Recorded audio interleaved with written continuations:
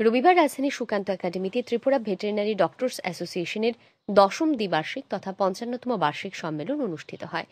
এই সম্মেলনে উপস্থিত ছিলেন প্রাণী সম্পদ বিকাশ দপ্তরের মন্ত্রী সুধাংশু দাস, আগরতলা পৌর নিগমের মেয়র তথা বিধায়ক দীপক মজুমদার সহ অন্যান্যরা।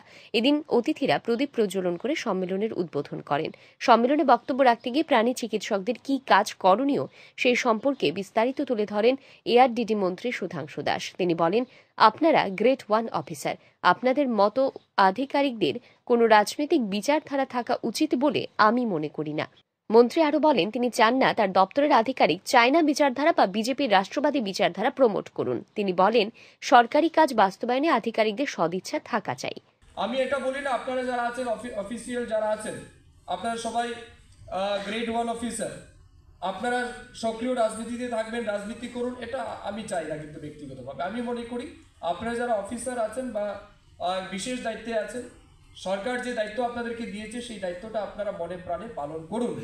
কিন্তু সেই জায়গাতে আপনি যদি দায়িত্ব পালন না করে আপনি চাইনা বিচারধারাকে প্রমোট করুন আপনার এলাকাতে, এটা কিন্তু সমস্যা হয়ে যায়।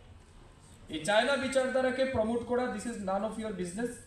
আপনি ওইখানে বসে বিজেপির বিচারধারা প্রচার করুন, এটাও আপনার বিজনেস নয়। আমি বলবো আপনাকে ডিপার্টমেন্ট যা কাজ দিচ্ছে, সরকার থেকে যে বিষয় নিয়ে আপনাকে বলা হয়েছে এই বিষয়গুলি ইমপ্লিমেন্ট করার জন্য আপনার সদিচ্ছা থাকা উচিত। অনুষ্ঠানে বক্তব্য রাখেন আগরতলা পৌর নিগমের মেয়র তথা বিধায়ক দীপক মজুমদার সহ অন্যান্য আধিকারিকরা। ব্যুরো রিপোর্ট, আর ই নিউজ।